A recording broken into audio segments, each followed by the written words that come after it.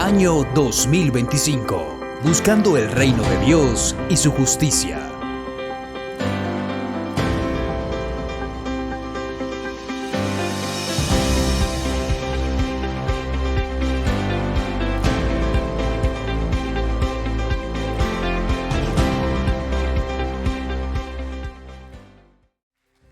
Abra por favor su Biblia un momento.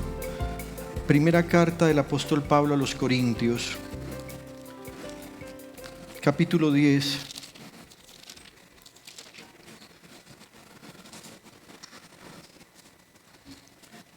Primera carta a los Corintios, capítulo 10.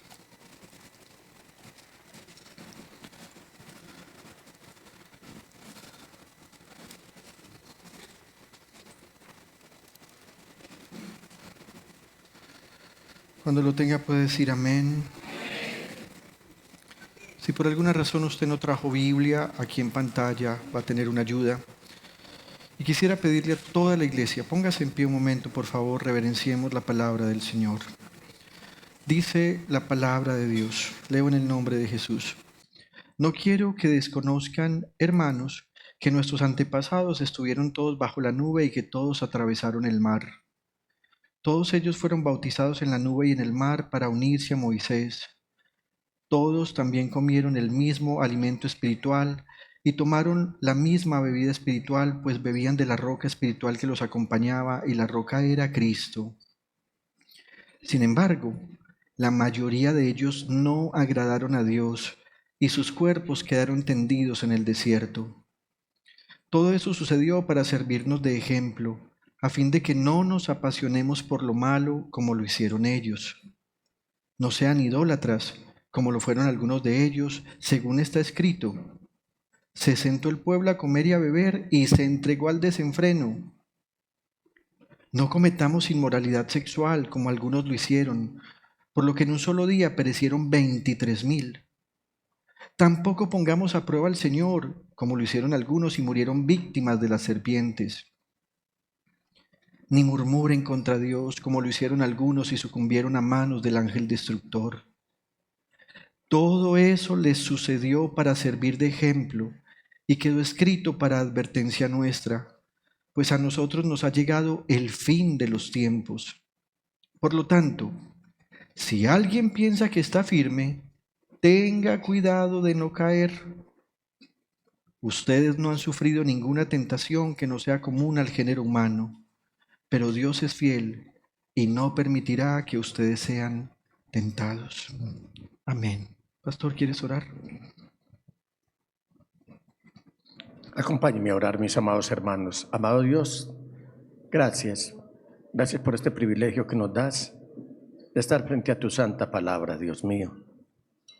Gracias porque hoy podemos escuchar a través de hombres escogidos, hombres santos, como nuestro amado pastor. Nos has hablado y nos hablas a través de ellos. Anteriormente eras tú directamente hablando a tu pueblo y Israel no quería recibir tu voz porque se llenaban de pánico.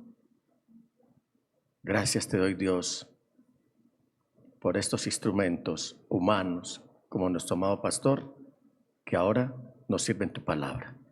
Que tu pueblo, Señor, hoy se regocije al escuchar tus dichos, que tu iglesia sea fortalecida en su fe. Es lo que más te ruego en el nombre de Cristo Jesús. Amén, amén y amén. Siéntese, querida iglesia, por favor. Gracias. El peligro de confiar en sí mismo. Primera parte.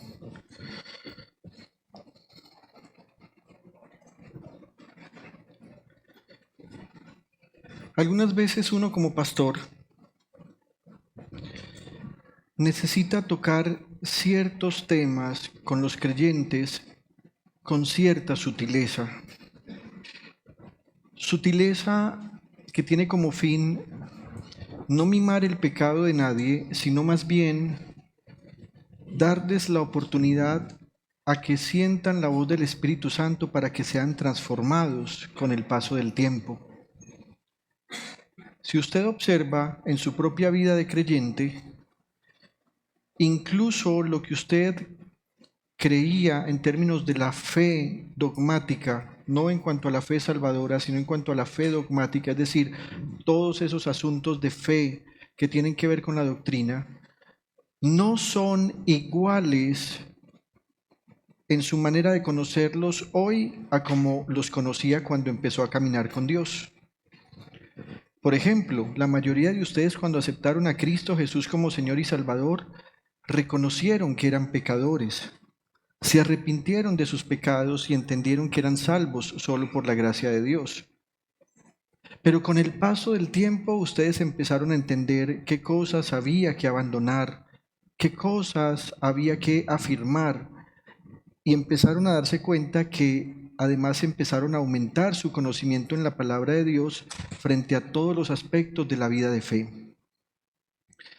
Sin embargo, esta porción que acabamos de leer hace parte de la carta del apóstol Pablo a los Corintios. Y este es el tipo de escrito en el que Pablo no está usando mucha sutileza, sino más bien la sinceridad que el Espíritu Santo hace que toque la propia conciencia de él como escritor, para que éste pueda plasmar lo que Dios piensa de un asunto sin alterar la verdad de Dios y sin sentimentalismos que interfieran con la santificación de Dios a su pueblo. En esta carta, el apóstol Pablo debe tocar asuntos precisos de la iglesia de Corinto en los que hay pecado. Hay acciones y actitudes cerradas, hay mal testimonio y hay una hermandad deteriorada que pone en riesgo la fe y por tanto la salvación. Incluso Pablo le dice a ellos: hermanos, ¿saben por qué les estoy hablando esto? Porque los de la familia de Cloé me contaron que ustedes se están comportando mal. En ocasiones en las iglesias los hermanos ven una mala actitud o una mala acción de otros hermanos y le dicen al pastor: pastor, mira que vi esto en tal hermano, pero no le vayas a decir que yo dije. Normalmente cuando eso ocurre yo les digo: no, entonces no puedo tocar el asunto con él. Si tú aceptas que yo diga que tú me contaste, es lo mejor.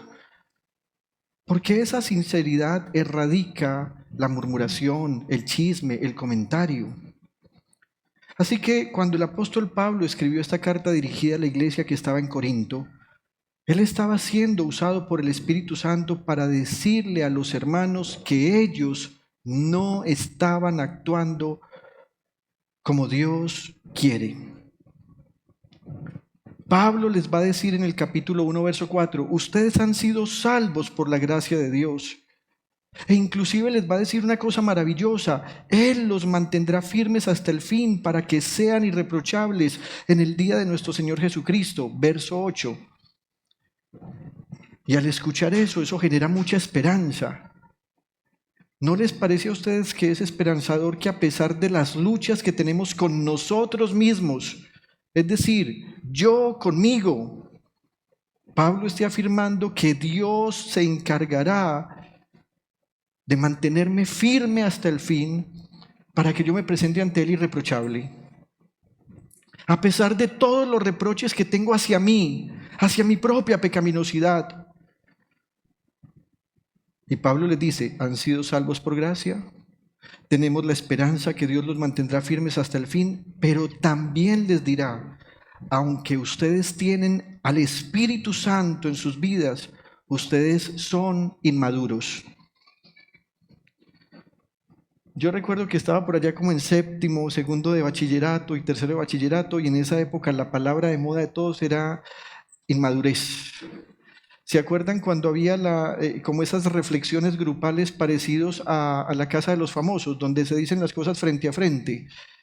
Y entonces no faltaba la chica que ya había aprendido una palabra y entonces decía: no, mira, es que tú eres muy voluble, tú eres inmaduro, y esa palabra se convertía en una ofensa. ¿Qué tal las discusiones en el hogar? Es que usted es un inmaduro. ¿Qué tal cuando uno como creyente le dice al hermano: hermano, eres inmaduro? Eso duele. Y Pablo les va a decir aquí a los hermanos: ustedes tienen al Espíritu Santo. Han sido salvos por la gracia. Dios los mantendrá firmes para presentarlos ante Él el día de Jesucristo irreprochables, pero son inmaduros. Y esta inmadurez los está llevando a actuar como personas carnales que no entienden los designios del Espíritu Santo. Y cuando uno estudia esto, uno dice, qué paradoja. Tienen al Espíritu Santo, pero su inmadurez, su carnalidad, no les permite entender los designios del Espíritu Santo. Y esto que estoy diciendo significa que el Espíritu Santo nos está revelando una verdad que podemos estar viviendo hoy. Y es que seamos salvos, pero inmaduros. Inmadurez que significará que aunque hay conocimiento, no hay regeneración. Permítame, me hago entender. Seguimos sabiendo ya por el conocimiento que decir mentiras y defraudar es pecado. Ya tenemos el conocimiento, pero lo seguimos haciendo. Así que hay conocimiento, pero no hay regeneración. ¿O qué tal esto? Hay dones en la iglesia, pero también hay abundancia de acciones de la carne. No sé, pastor, si recuerdas que en nuestra vida de pastorado ocurre mucho que cada cierto tiempo aparecen en las iglesias personas que hablan mucho en lenguas, mucho. Sobreabundan en el don de lenguas, pero viven en la carne. Así que hablan en lenguas mientras miran las piernas de una dama que no es su esposa. Y se refugian en que los dones son el certificado de su madurez espiritual. ¡Qué error! ¡Qué error los que predican porque tienen conocimiento y profundidad del conocimiento de la palabra y se enseñorean del don de la enseñanza, pero siguen viendo pornografía? Y mire lo que dice Pablo en el capítulo 3, verso 1 y siguientes. Yo, hermanos, no pude dirigirme a ustedes como espirituales, sino como a inmaduros. Ahí podemos usar también la palabra carnales. Y Pablo dirá, apenas niños en Cristo. Les di leche porque no podían asimilar alimento sólido, ni pueden todavía. Mire esto, pues aún son inmaduros. Mientras haya entre ustedes celos y contiendas, ¿no serán inmaduros? ¿Acaso no se estarán comportando según criterios meramente humanos? Mire lo que Pablo está diciendo. Son hermanos, son creyentes, tienen el Espíritu, pero son inmaduros. Sin embargo, cuando uno lee toda la carta y se empieza a interiorizar en ella y llega al capítulo 10, el apóstol Pablo va a usar la ilustración del pueblo de Israel. No el actual de ese momento para Pablo, sino el pueblo de Israel antiguo, el cual sus historias habían quedado escritas en las Sagradas Escrituras para hacer una analogía con la situación presente de la iglesia. Y el apóstol Pablo nos va a mostrar que antes de llegar a la tierra prometida y luego de haber salido de Egipto, Israel estuvo habitando en el desierto durante 40 años. Pablo nos va a decir, esa es la misma situación que vive la iglesia hoy. Es decir, ya hemos salido del Egipto, que es el lugar de la esclavitud espiritual por causa del pecado, pero aún no hemos llegado a la patria celestial.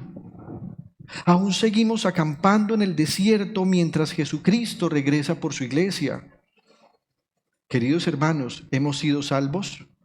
¿Tenemos la esperanza de que Dios nos mantendrá firmes e irreprochables para el día de Jesucristo? Pero necesitamos madurar mientras transitamos hacia ese día, porque no hemos llegado a la patria celestial. El plan de Dios es salvarnos acá, pero no es para que nos quedemos acá. Y Pablo compara el estado actual de la iglesia con las vivencias de Israel mientras caminó esos 40 años en el desierto. Volvamos una vez más a los versículos 1 al 4 de 1 de Corintios capítulo 10. Dice: no quiero que desconozcan, hermanos, que nuestros antepasados estuvieron todos bajo la nube y que todos atravesaron el mar. Todos ellos fueron bautizados en la nube y en el mar para unirse a Moisés. La versión original dice: todos fueron bautizados en Moisés al estar bajo la nube y en el mar. Verso 3. Todos también comieron el mismo alimento espiritual y tomaron la misma bebida espiritual, pues bebían de la roca espiritual que los acompañaba, y la roca era Cristo. Ahora bien, con esta analogía, el Espíritu Santo dirá algunas cosas que quiero que comparemos. Y lo primero es que todos estaban en iguales condiciones. ¿Qué está diciendo Pablo? Cuando Israel salió de Egipto, Dios los llevó a todos bajo la nube, pero no llevó a una porcioncita a un ladito, a unos más adelante, a unos más atrás, sino que todos estaban juntos. Y al estar todos juntos, todos tenían las mismas condiciones. Por ejemplo, primero, todos estuvieron bajo la nube. Versículo 1. ¿Qué significará esto, estar bajo la nube? Significa que todos estaban siendo guiados por la presencia de Dios. Dios estaba en medio de su pueblo y la Biblia dice que esa presencia de Dios hacía que Dios estuviera en forma de nube de día y en una forma de columna de fuego cada noche. En Éxodo capítulo 13, versículo 21, el escritor sagrado dice: de día el Señor iba al frente de ellos en una columna de nube para indicarles el camino. De noche los alumbraba con una columna de fuego. De ese modo podían viajar de día y de noche. Así que Pablo está diciendo, la presencia de Dios fue experimentada por todos. Los de la tribu de Judá, los de la tribu de Rubén, los de la tribu de Benjamín, los levitas, los sacerdotes, todos experimentaron la presencia de Dios. Dios los estaba guiando, Dios estaba cuidando a su pueblo, Dios estaba con ellos. La Biblia no dice que había dos nubes, la Biblia no dice que había dos columnas de fuego. Dios estaba presente en unidad para todo su pueblo. También Pablo va a mencionar que todos atravesaron el mar. Usted y yo lo conocemos como el Mar Rojo, pero en realidad ese mar se llama el Mar de los Juncos. Por una mala traducción, en inglés la palabra juncos es la palabra R-E-E-D, como si leyéramos en español red. Y alguna vez en un mapamundi alguien se comió una E y entonces quedó red, como rojo en inglés, y desde ahí históricamente se le llama el Mar Rojo, pero ese mar se llama el Mar de los Juncos. Y la Biblia dice que Dios abrió el mar para dar paso a Israel, pero también Dios lo cerró para ahogar el ejército egipcio. En Éxodo capítulo 14, versículos 21 al 27, la Biblia dice esto: Moisés extendió su brazo sobre el mar y toda la noche el Señor envió sobre el mar un recio viento del este que lo hizo retroceder, convirtiéndolo en tierra seca. Las aguas del mar se dividieron. Miren esto tan maravilloso, hermanos. Y los israelitas lo cruzaron sobre tierra seca. El mar era para ellos una muralla de agua a la derecha y otra a la izquierda. Los egipcios los persiguieron. Todos los caballos y carros del faraón y todos sus jinetes entraron en el mar tras ellos. Cuando ya estaba por amanecer, el Señor miró al ejército egipcio desde la columna de fuego y de nube y sembró la confusión entre ellos. Hizo que las ruedas de sus carros se atascaran, de modo que se les hacía muy difícil avanzar. Entonces exclamaron los egipcios: alejémonos de los israelitas, pues el Señor está peleando por ellos y contra nosotros. Entonces el Señor le dijo a Moisés: Extiende tu brazo sobre el mar para que las aguas se vuelvan contra los egipcios y contra sus carros y jinetes. Moisés extendió su brazo sobre el mar y al despuntar el alba, el agua volvió a su estado normal. Los egipcios en su huida se toparon con el mar. Mire esto, y así el Señor los hundió en el fondo del mar. ¿Quiénes pasaron? Todo Israel. Y todo el que no fuera Israel fue hundido en el fondo del mar por el Señor. ¿Me estoy haciendo entender? Todos estuvieron en la nube, todos cruzaron el mar, pero además el verso 2 nos dice que todos fueron bautizados en Moisés. Israel fue sumergido no en el mar. Si usted observa, ellos cruzaron por tierra seca. La Biblia en el texto original dice que ellos fueron bautizados en Moisés. Y esto significa que Dios en ese instante estaba indicando que todos tenían que aceptar la unidad y la solidaridad en torno a Moisés como único líder. El versículo 2 en dos versiones dice: todos ellos fueron bautizados en la nube y en el mar para unirse a Moisés. Esta versión más antigua dice: y todos en Moisés fueron bautizados en la nube y en el mar. El pueblo fue convencido de que Moisés era un siervo de Dios. Por el milagro de la nube, Dios los protegía, y por haberlos conducido a través del Mar Rojo, el pueblo dijo: Dios ha elegido a Moisés, así que vale la pena que nos unamos a él. Y por eso dice el escritor: y por tanto ellos fueron bautizados en él. ¿Cuándo? Cuando se abrió el mar y ellos cruzaron por tierra seca. Mire lo que dice el verso 31 de Éxodo 14. Y al ver los israelitas, mire esto, el gran poder que el Señor había desplegado en contra de los egipcios. Y mire las dos cosas: temieron al Señor y creyeron en él, pero también en su siervo Moisés. El término bautizados que usa Pablo aquí equivale a iniciados, y está usado en relación con el argumento de Pablo dirigido a los corintios, diciendo esto: es verdad, fueron bautizados, pero también lo fueron virtualmente, porque tenían puesta su esperanza en Dios y Dios les estaba mostrando su poder. El asunto es que no había otra oportunidad para ser bautizados, fue en ese instante. Piense por un momento en esto.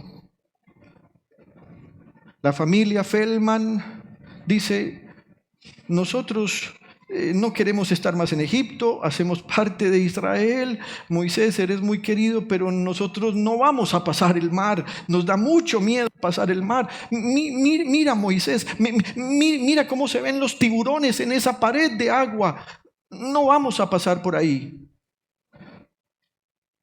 Si alguno decidía pasar, significa que no estaba siendo incorporado a ese bautismo en Moisés, donde Dios dice: este es mi único líder, por lo tanto sean obedientes y solidarios con él. El verso 3 dice que todos comieron el mismo alimento espiritual,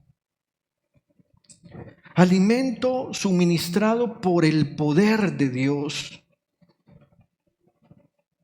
En Éxodo capítulo 16, versículo 15, la Biblia dice que Dios ha enviado alimento, pero como los israelitas no sabían lo que era, al verlo se preguntaban unos a otros: ¿y esto qué es?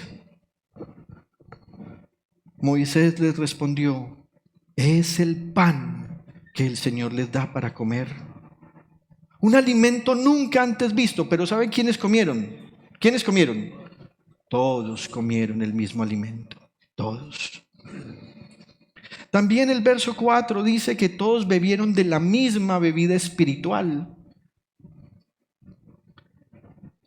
En el judaísmo existe una leyenda según la cual la roca que Moisés golpeó en varias oportunidades para darle agua a Israel mientras estaban transcurriendo todas sus peregrinaciones por el desierto era la misma roca.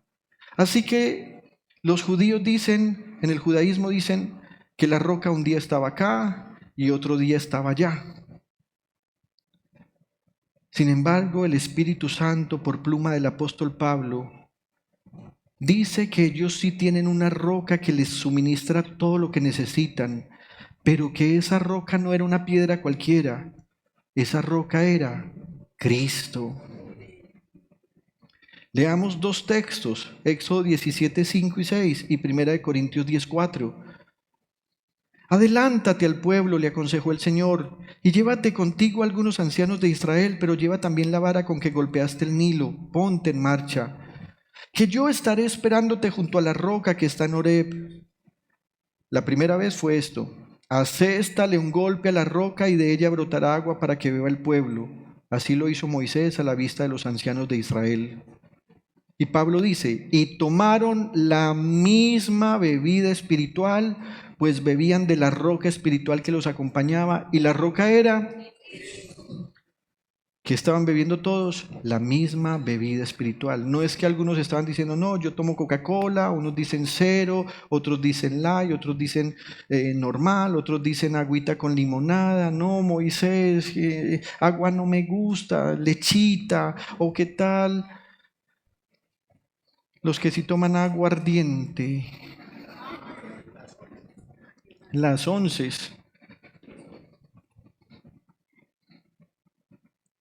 Ahora bien, les decía que Pablo usó la ilustración de Israel para decirnos que la iglesia hoy también tiene las mismas características e incluso, permítame usar esta palabra, las tenemos recargadas y son mejores. Estas son las cosas que en unidad compartieron Israel junto a Moisés, pero pensemos en las que tenemos hoy. Porque Pablo no está haciendo esa ilustración para decirnos cualquier cosa. Él nos está diciendo, todos estuvieron bajo la nube. Todos fueron bautizados con Moisés. Todos comieron el mismo alimento espiritual. Todos tomaron la misma bebida espiritual. ¿Y nosotros qué?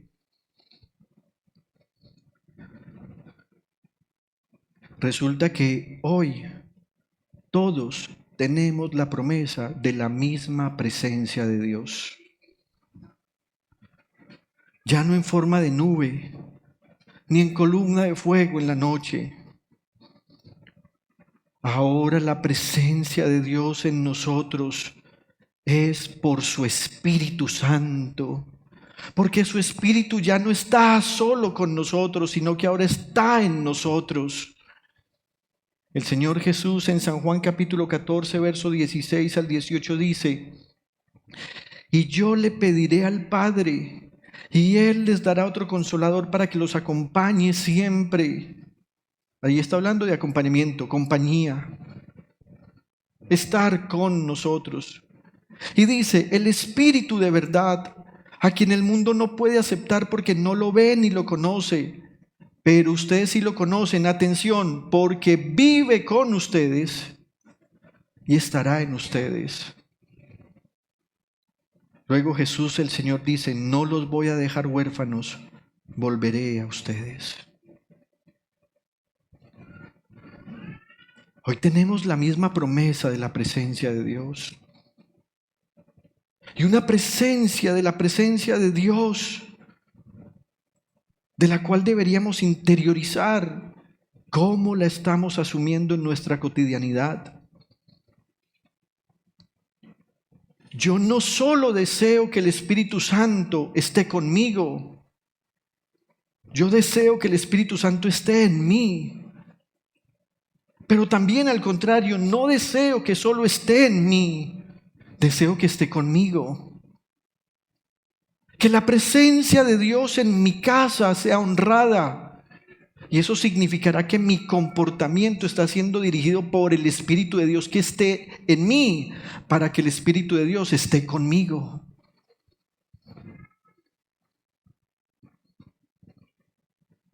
La Biblia además asegura que así como el pueblo de Israel cruzó el mar para salir de la esclavitud de Egipto a la esclavitud de la tierra prometida, Hoy todos atravesamos de la esclavitud del pecado a la libertad en Cristo.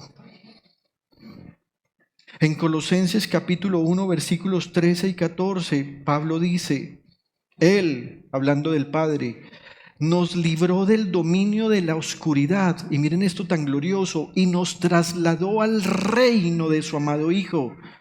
Y si nos trasladó al reino de su amado Hijo, significa que no estábamos en el reino de su amado Hijo, estábamos en tinieblas y en pecado, en la esclavitud y en la ceguera que hace Satanás amarrar a la gente y apartarlos de Cristo Jesús.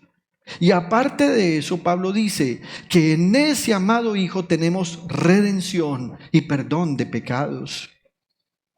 No fuimos trasladados también con nuestros pecados, fuimos trasladados, redimidos y perdonados. Pero Pablo va a afirmar también con esta analogía que es que nosotros todos también hemos sido bautizados en Cristo.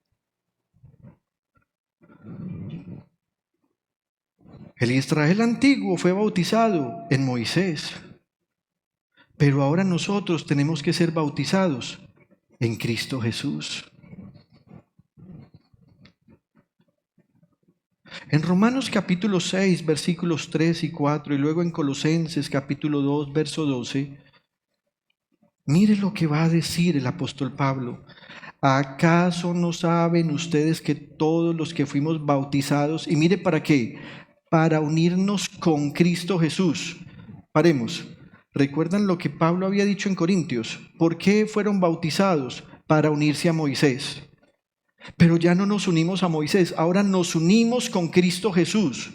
Y pregunta él, ¿en realidad fuimos bautizados para participar en su muerte?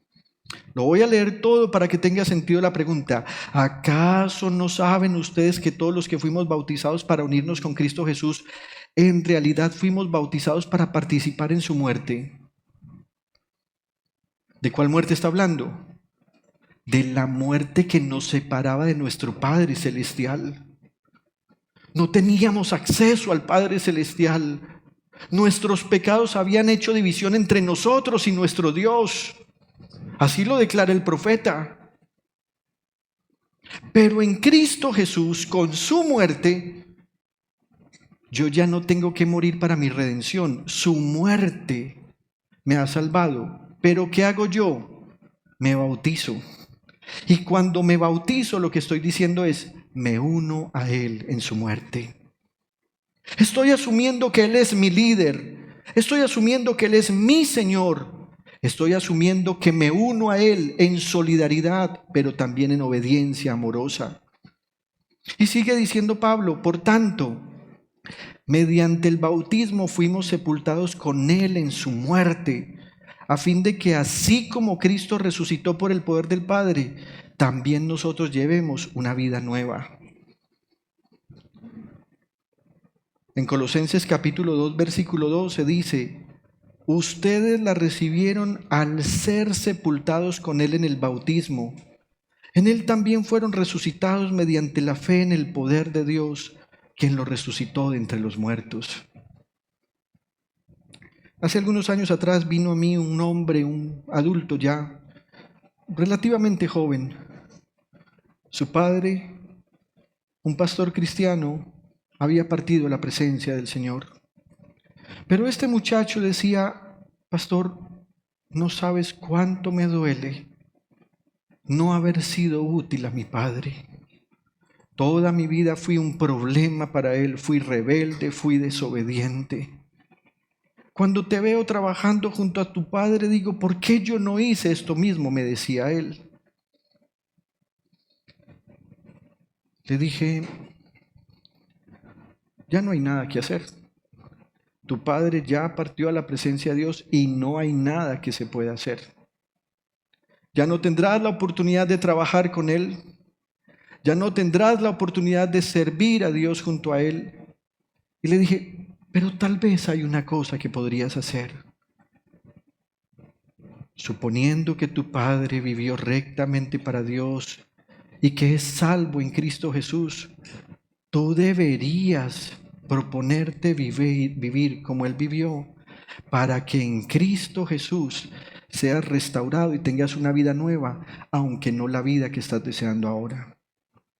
El muchacho aceptó a Cristo Jesús, se bautizó y al principio me dijo: pastor, tengo tantos deseos que el día que muera pueda volver a ver a mi padre. Yo guardé silencio porque sé que él me lo dijo sinceramente, pero empecé a discipularlo, empecé a enseñarle la palabra, y cuando pasó un tiempo me dijo: ya me doy cuenta que lo más importante no es ver a mi padre. Ahora me doy cuenta que lo más importante será que ese día, tal vez junto a mi padre, veremos a Cristo Jesús. El bautismo es una acción que es mucho más que un simbolismo. Es un acto de obediencia amorosa en la que yo estoy diciendo: Cristo Jesús es mi Señor. No hay otra opción. Algunos evaden el bautismo y no se dan cuenta que al evadir el bautismo lo que están haciendo es demostrando que no tienen una fe genuina. Algunas sectas dicen que el bautismo salva. Los unitarios, por ejemplo, dicen eso. Es que cuando alguien se bautiza es salvo. Pero eso no es lo que dice la palabra de Dios. Lo que la palabra del Señor dice: el que crea primero la fe y sea bautizado, es decir, la acción espontánea de obediencia amorosa, será salvo.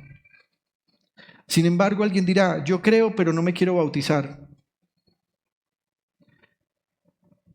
Tal vez tiene la misma actitud del hombre que dice amar a una mujer, pero no la quiere llevar al altar. No tiene el deseo de ser uno con ella.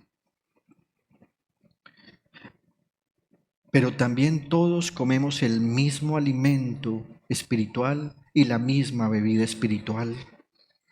En San Juan capítulo 6, versículos 32 hasta el 35, y luego saltamos al 53 hasta el 59, el Señor Jesús dijo esto: ciertamente les aseguro que no fue Moisés el que les dio a ustedes el pan del cielo. Los judíos decían que era Moisés, y Moisés había dicho: es el pan que viene del cielo, es el pan que viene de Dios. Así que no fue Moisés el que les dio a ustedes pan del cielo, afirmó Jesús. El que da el verdadero pan del cielo es mi Padre. El pan de Dios es el que baja del cielo y da vida al mundo. Así que le dijeron: Señor, danos siempre ese pan. Y Jesús dijo: yo soy el pan de vida, declaró Jesús. El que a mí viene nunca pasará hambre, y el que en mí cree nunca más volverá a tener sed. Miren la comida y la bebida espiritual. Venir a Cristo Jesús es comer el pan. Creer en Él es no volver a tener sed. Verso 53 del mismo capítulo: ciertamente les aseguro, afirmó Jesús, que si no comen la carne del Hijo del Hombre ni beben su sangre, no tienen realmente vida. El que come mi carne y bebe mi sangre tiene vida eterna, y yo lo resucitaré en el día final. Ay, hermanos queridos, si morimos, vamos a la muerte con esta convicción: escucharemos su voz para resurrección. Porque mi carne es verdadera comida y mi sangre es verdadera bebida. El que come mi carne y bebe mi sangre permanece en mí y yo en él. Así como me envió el Padre viviente y yo vivo por el Padre, también el que come de mí vivirá por mí. Este es el pan que bajó del cielo. Los antepasados de ustedes comieron maná y murieron. Pero el que come de este pan, dice Jesús, vivirá para siempre. Y dice, todo esto lo dijo Jesús mientras enseñaba en la sinagoga de Capernaum. Así que pensemos en esto. Tenemos la misma presencia. Hemos sido bautizados en el mismo bautismo. Tenemos la misma comida y la misma bebida espiritual, que es Cristo Jesús. La pregunta es, entonces, si todos tenían unidad en Corinto, como Pablo les estaba diciendo, ¿qué será lo que el Espíritu Santo quiere decirle a la iglesia con esa analogía que Pablo hizo? Lo que Pablo les quiere decir es, aunque Israel en el desierto tenía todo lo que necesitaba. Y no nos cansemos de repetirlo. ¿Qué tenía Israel en el desierto? La presencia de Dios, la unidad espiritual porque fueron bautizados en el mismo bautismo, la misma comida espiritual y la misma bebida espiritual. A Israel le faltaba tener dos cosas: disciplina espiritual y fe. Por falta de disciplina espiritual y por falta de fe, ellos fueron descalificados para entrar en la tierra prometida. Esta mañana, al igual que cuando Pablo escribió esta carta, el Espíritu Santo nos está pidiendo a nosotros que recordemos lo que le sucedió a Israel en el desierto como resultado de la libertad total sin mediación del dominio propio. Ay, hermanos queridos, viene cogiendo fuerza algunas doctrinas de error como el hipercalvinismo, la gracia absoluta, la hipergracia. Oh, no, es que estoy en la gracia de Dios, estoy en libertad. Si quiero ir a la iglesia voy, si quiero diezmar diezmo, si no lo quiero hacer no voy, si quiero cantar no canto. Estoy en la gracia. Hace algunos días una hermana me decía, no, es que invité a un familiar y le dije, venga, es necesario que vamos a la iglesia. Digo, no es necesario, ya estamos en la gracia. Querida iglesia, Pablo le está diciendo a estos hermanos en Corinto, el resultado de esa libertad total, sin dominio propio y sin fe, hizo que ellos perdieran su vida en el desierto. Lo tenían todo: la presencia de Dios, el bautismo, la comida espiritual, la bebida espiritual, pero por falta de ese dominio propio y por falta de fe, es decir, por no tener disciplina espiritual, cayeron tendidos en el desierto. El viaje de Israel antiguo durante 40 años entre Egipto y la tierra prometida en Canaán ha llegado a ser una ilustración del uso indebido de la libertad y los peligros de la confianza excesiva en uno mismo. Mire lo que dice el versículo 5 y 6 de 1 Corintios 10, donde estamos esta mañana. Sin embargo, la mayoría de ellos no agradaron a Dios y sus cuerpos quedaron tendidos en el desierto. Pero Pablo no está dejando eso como una idea suelta. Mire el verso 6. Todo eso sucedió para servirnos de ejemplo, a fin de que no nos apasionemos por lo malo, como lo hicieron ellos. Piensen esto. Los israelitas venían de ser esclavos en Egipto, pero abusaron de sus nuevas libertades y cayeron en pecados como la idolatría, la inmoralidad, la rebeldía y la murmuración. Y esos pecados los descalificaron de recibir la plenitud de la bendición del Señor. No se trataba solo de dejar de ser esclavos. Dios había preparado un país para ellos como promesa que le hizo a Abraham, a Isaac y a Jacob. Si así se comportaron cuando estaban en el desierto, ¿cómo se irían a comportar cuando llegaran a la tierra prometida? Y se comportaron mal. Al titular esta mañana este sermón, el peligro de confiar en sí mismo, tuve la intención de decirles que confiar en sí mismo, creernos salvos por nuestros méritos y perder de vista lo que Dios está invitando que hagamos con la autodisciplina, con la fe verdadera y con el disfrute de su presencia, el bautismo en Cristo Jesús, la comida espiritual en Cristo Jesús, la bebida espiritual en Cristo Jesús, puede llevarnos a los siguientes pecados. Y posiblemente hoy trataré solo uno por causa del tiempo. Uno, idolatría.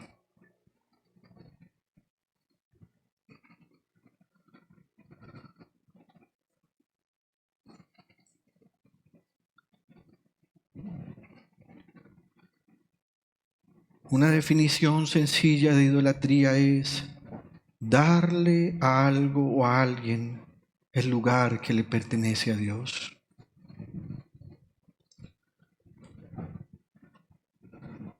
Mira el verso 7 de 1 Corintios 10. No sean idólatras como lo fueron algunos de ellos, según está escrito. ¿Qué está escrito? Se sentó el pueblo a comer y a beber y se entregó al desenfreno. Cuando Pablo cita esta porción, él está invitándonos a que nos remitamos a lo que hoy es Éxodo capítulo 32, versículos 1 al 35.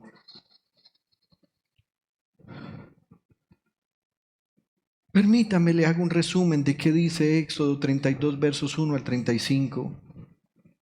El Espíritu Santo, al citar este pecado de Israel, nos está remitiendo al momento en el que, hermanos, tan solo habían pasado algunas semanas desde cuando salieron de Egipto, cuando Israel cayó en la adoración de ídolos. Solo unas semanas habían pasado cuando se presenta este episodio. La Biblia nos cuenta que cuando Moisés estaba en el monte Sinaí recibiendo lo que conocemos como los 10 mandamientos de Dios, el pueblo se impacientó por su larga ausencia y empezaron a decir: ¿qué le habrá pasado a este Moisés? ¿Será que se habrá muerto? Y creyendo que Moisés los había abandonado, se acercaron a Aarón y le pidieron que les hiciera dioses que los guiara. Moisés, haznos dioses que nos guíen en el desierto. Aarón recogió el oro de las joyas del pueblo, lo fundió. Aquí hay 2 joyeros por lo menos en la iglesia, ¿cierto? A punta de fuego, se limpia, se purifica, se funde el oro. Y luego Aarón moldeó un becerro, la figura de un becerro. Y cuando Israel vio el becerro, se regocijó y declaró una expresión que fue la más ofensiva para Dios. Israel, estos son tus dioses que te sacaron de la tierra de Egipto. Imagínense comparando al Dios omnipotente con la figura de un becerro.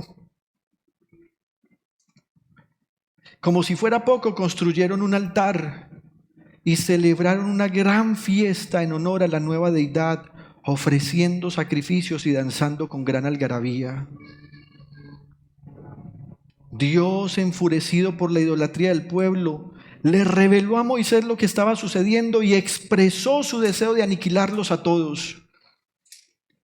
Sin embargo, Moisés intercedió por su pueblo y le dijo: por favor, no los destruyas. Y empezó a recordarle a Dios las promesas que Dios le había hecho a Abraham, a Isaac y a Jacob. Y le pedía: no los destruyas, por favor. La Biblia dice que Dios escuchó la súplica de Moisés y se arrepintió de su decisión.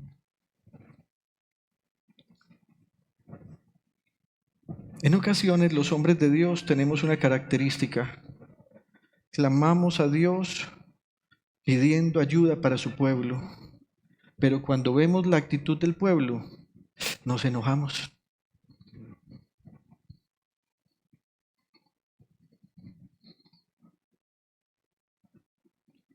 La Biblia dice que cuando Moisés bajó del monte y vio la escena de idolatría, se llenó de ira,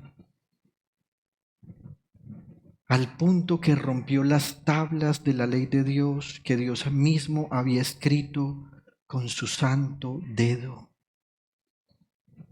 Luego cogió esas tablas y las molió, taque, taque, taque, hasta que las convirtió en polvo.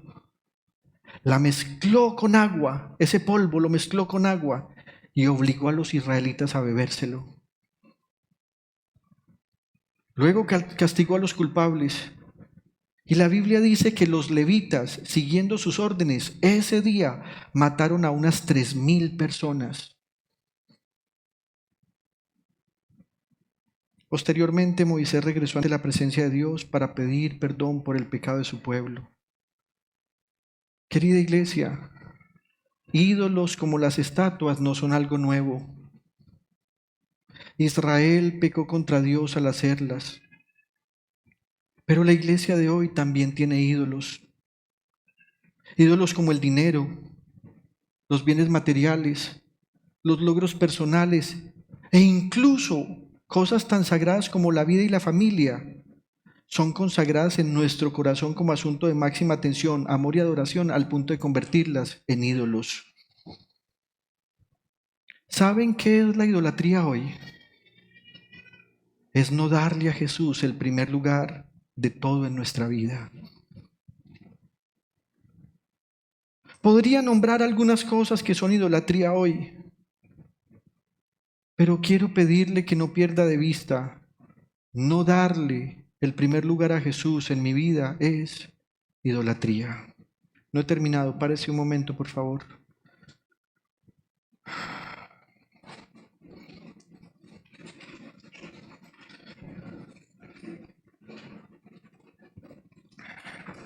Dale un fuerte abrazo a la persona que tienes a tu lado.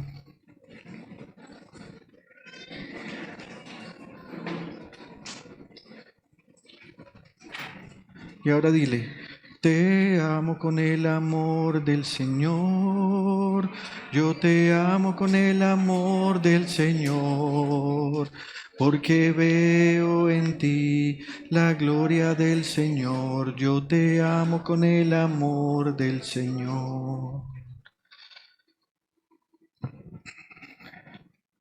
Cachetico para todos.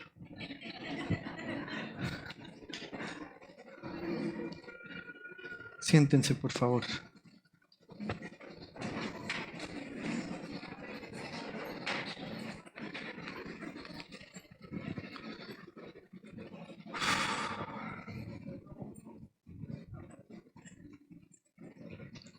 Permítame nombro algunas cosas que son idolatría hoy,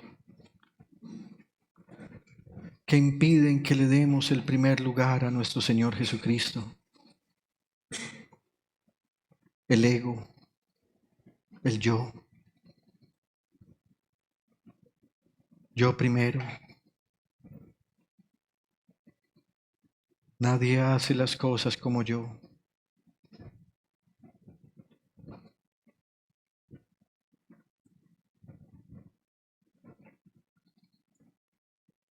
Pequeñas expresiones que usamos en nuestra cotidianidad demuestran cómo nos sobrevaloramos.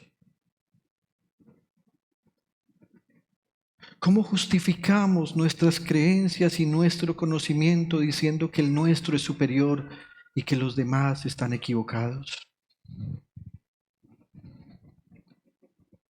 También es un ídolo el destino.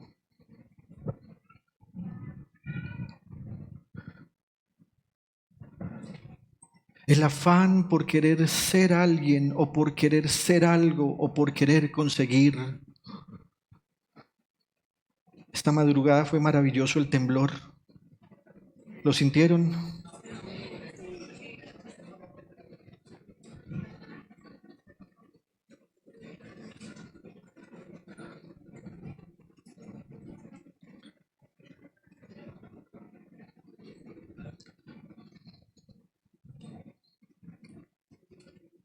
Mi esposa, la niña y yo empezamos a adorar al Señor. Bendito tu nombre, Jesús. Bendito tu nombre, Jesús. Pero fue inevitable también pensar en lo siguiente. Si en uno de estos temblores se caen todos estos edificios, se caen todas estas casas, todo eso por lo que luchamos, que porque queremos tener una casa, que porque queremos tener la seguridad de un techo.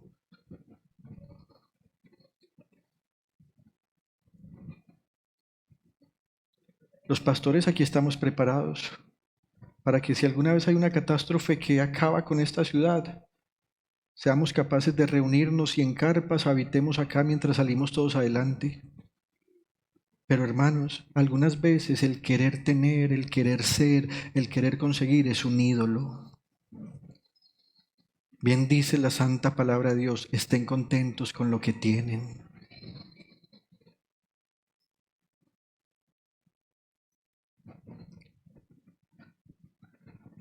En Isaías capítulos 65 y 66, Dios condena a Israel porque ellos habían sacrificado a dos dioses, a la diosa Fortuna y al dios Destino. Oíste, ¿por qué no paras de trabajar tanto? No, pastor, yo me tengo que pensionar.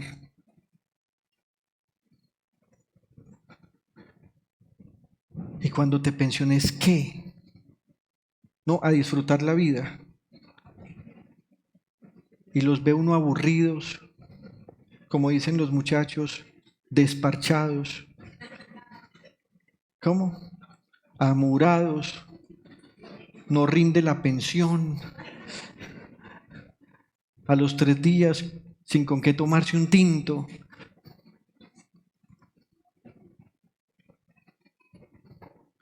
¿Cuántos murieron esperando una pensión?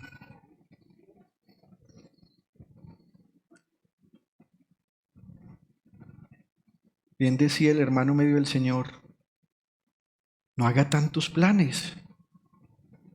Es que vamos a ir y vamos a hacer negocios. No, más bien deberíamos decir, si Dios quiere, viviremos y haremos. El ego de la autoveneración.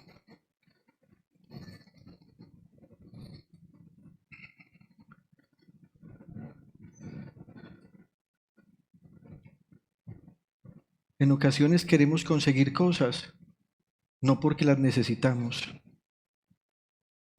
sino porque tenemos tanta veneración a nosotros que queremos que los demás se sientan humillados con lo que nosotros tenemos.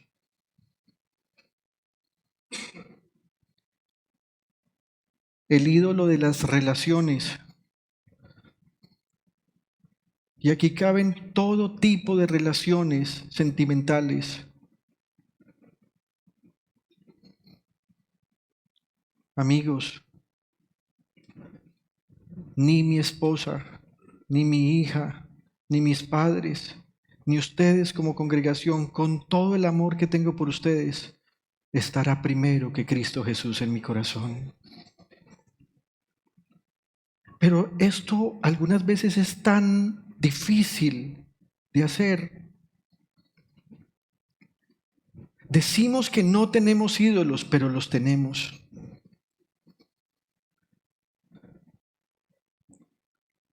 Se convierte en un ídolo cuando pierdo mi capacidad de actuar por mi propia conciencia.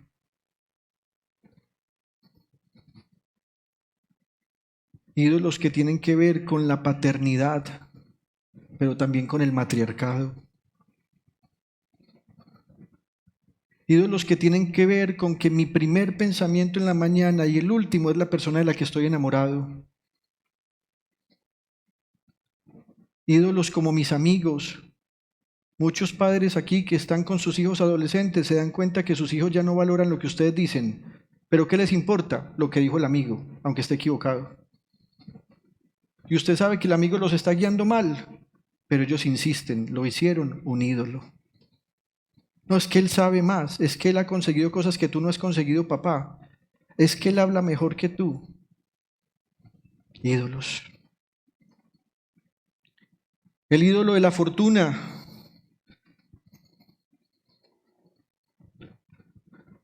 Que tiene que ver con recursos económicos. Trabajar para tener más para aparentar más y aparentar más para preocuparse más. Ídolos como la riqueza. Yo no me veo haciendo esto los próximos 5 años, dicen algunos. Y entonces, ¿qué te vas a poner a hacer? Si me toca traquetear, me pongo a traquetear, pero no me veo en estas. Ídolos como la salud.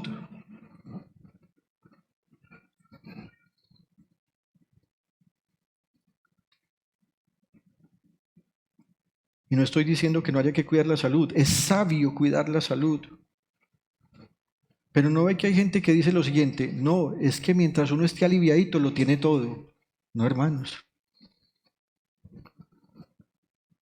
¿Para qué más que la salud? Dicen algunos. Hay algo más y mejor que la salud. El amor de Cristo Jesús es mejor que la salud.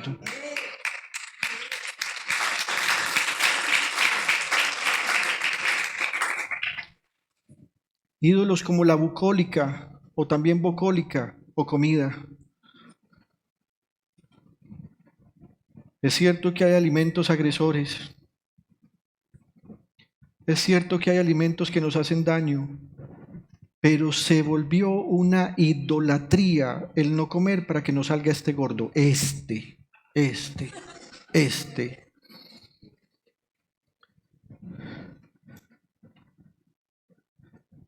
Pastor, ora por tal hermana, ¿cómo te parece que se desmayó en el metro? Pastor, ¿qué será? Y uno como pastor sabe, no come carbohidratos, no come ensaladita, no come proteína, pero eso sí, se demanda en la bicicleta haciendo ejercicio.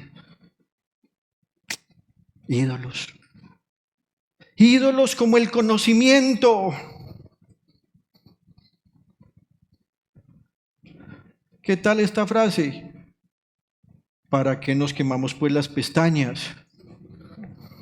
¿Para qué estudiamos?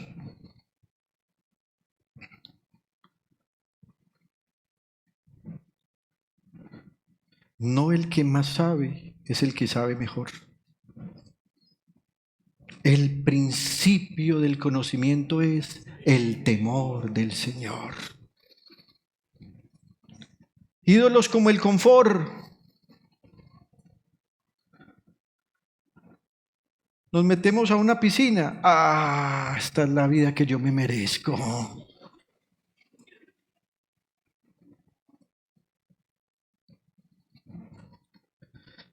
Pero permítame mencionarle 3 características dañinas de la idolatría o de los ídolos. La primera característica de un ídolo es que un ídolo empobrece. Los ídolos se tragan los bienes. Los que yo he trabajado y los que he recibido como herencia. Usted ve a una persona idólatra, esas personas siempre van a la pobreza. Siempre. En Jeremías capítulo 3, verso 24 dice: desde nuestra juventud, mire esto, la vergonzosa idolatría se ha engullido el esfuerzo de nuestros antepasados, sus rebaños y su ganado, sus hijos y sus hijas.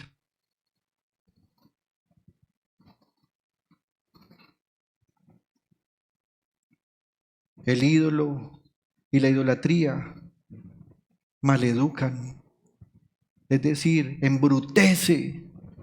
Un ídolo divide la mente y luego ciega la mente.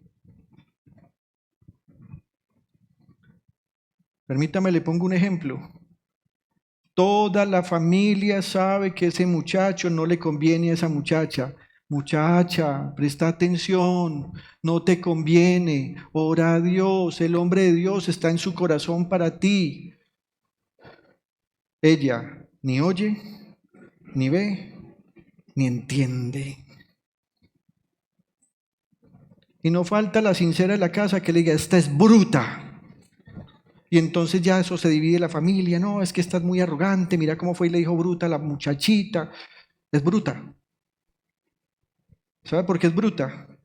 Porque el ídolo embrutece. Mire lo que dice Jeremías 10, capítulo 8.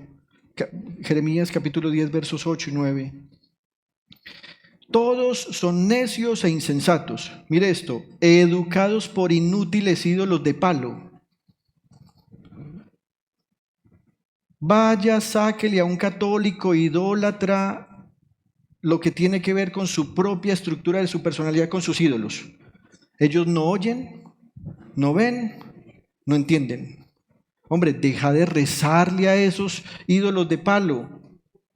Deja de confiar tus ganancias en esos ídolos de palo. Ni oyen, ni ven, ni entienden. ¿Por qué? Porque fueron educados por esos inútiles ídolos de palo. ¿Por qué nuestra cultura se comporta como se comporta?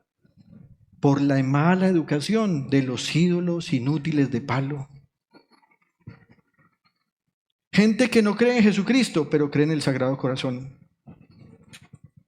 No creen en Jesucristo, pero creen en un yeso que es la mano milagrosa. No creen en Jesucristo resucitado, pero creen en la Madre de Jesús como la Madre de Dios y por tanto superior a todo en el universo. ¡Qué error tan grave!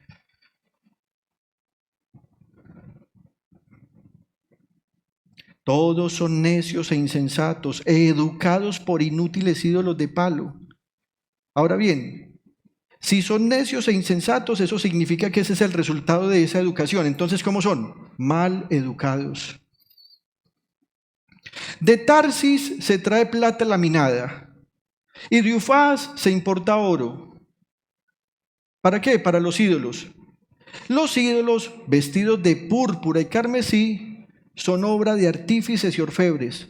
Todos son ellos obra de artesanos, es decir, no son Dios.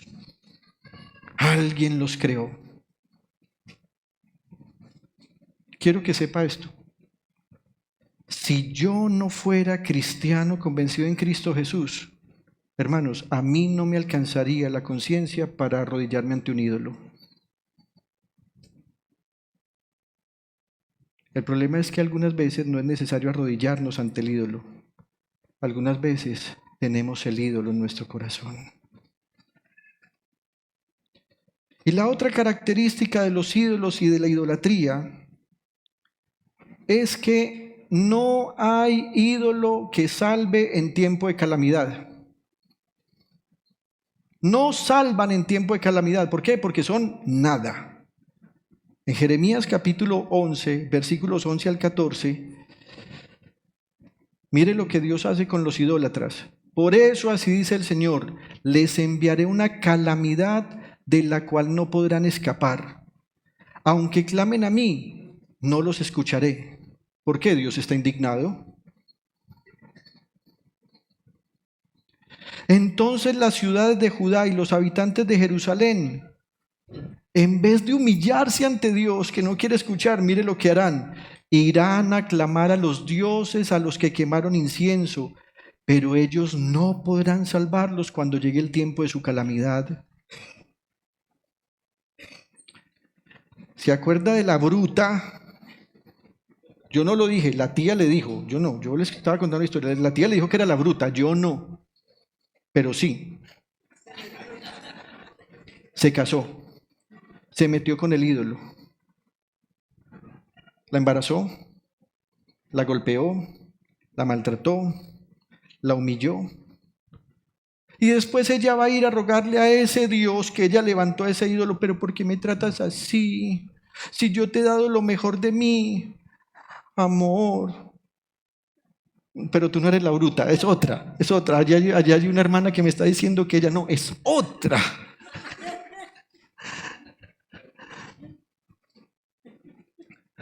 Pero sí.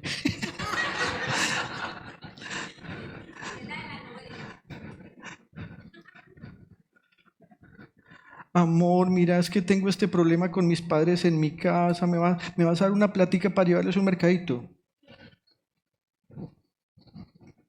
Nos salvan en tiempo de calamidad. Tú, Judá, tienes tantos dioses como ciudades. Erigiste tantos altares como calles hay en Jerusalén, altares para quemar incienso a Baal, a Baal, para vergüenza tuya. Pero en cuanto a ti, Jeremías, esta palabra me parece durísima, no intercedas por este pueblo, no me ruegues ni me supliques por ellos, porque yo no escucharé cuando clamen a mí por causa de su calamidad. Esa es esta idolatría a la que Pablo se estaba refiriendo. Cuando Dios destruyó y trajo una plaga que mató por lo menos a 3,000 personas, ¿Ustedes se acuerdan qué estaban haciendo ellos? Adorando a ese ídolo, a ese becerro de oro. Esa era una buena oportunidad para que Israel clamara y dijera: bueno, si usted está muy bravo, Dios, vamos a clamarle a este ídolo que él sí nos va a salvar. Pero ellos mismos sabían que ese ídolo no era nada, sino más que una guarida de demonios. Nadie los pudo librar. ¿Sabe cuándo cesó la mortandad por la obra de ese ídolo? Cuando Moisés le pidió a Dios que por amor a Abraham, a Isaac y a Jacob no los destruyera. Hermanos, les decía hace unos minutos atrás, ¿saben qué es idolatría? Es no darle el lugar que le pertenece a Jesucristo el Señor. Es no darle a Jesús el primer lugar de todo en nuestra vida. El apóstol Pedro sabiamente escribió lo siguiente. En su primera carta, capítulo 3, versículo 15, él dice: más bien, honren en su corazón a Cristo como Señor. Estén siempre preparados para responder a todo el que les pida razón de la esperanza que hay en ustedes. ¿Qué debemos hacer? Honrar a Cristo en nuestro corazón como Señor. Hoy he tocado el primer pecado de los 4 que Pablo menciona. Vamos a irnos despacito, pero creo que esta es una mañana para pensar delante del Señor qué es o quién es un ídolo en nuestro corazón. Antes de orar, me encantaría pedirle que usted cierre sus ojos un momento y reflexione.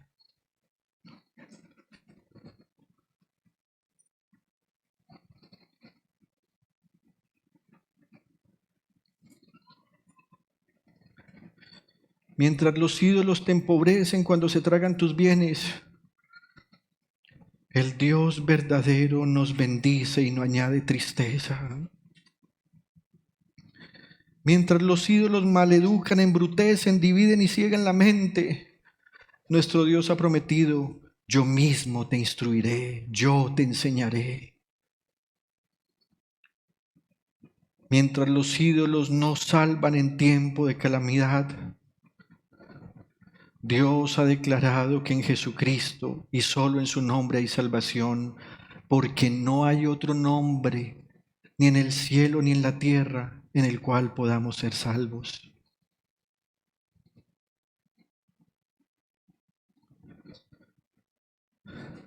Destruya usted mismo el ídolo que tiene en su corazón.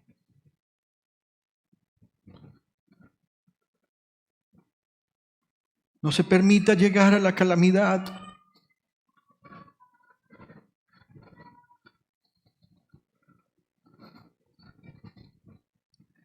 Permítase descansar en esta verdad. Solo hay un Dios verdadero. Solo hay un Señor. Solo hay un Espíritu. Y el único nombre en el que hay salvación, el único nombre digno de adorar, es el nombre de Jesucristo el Señor. Al acercarnos esta mañana a ti, mi Padre Celestial,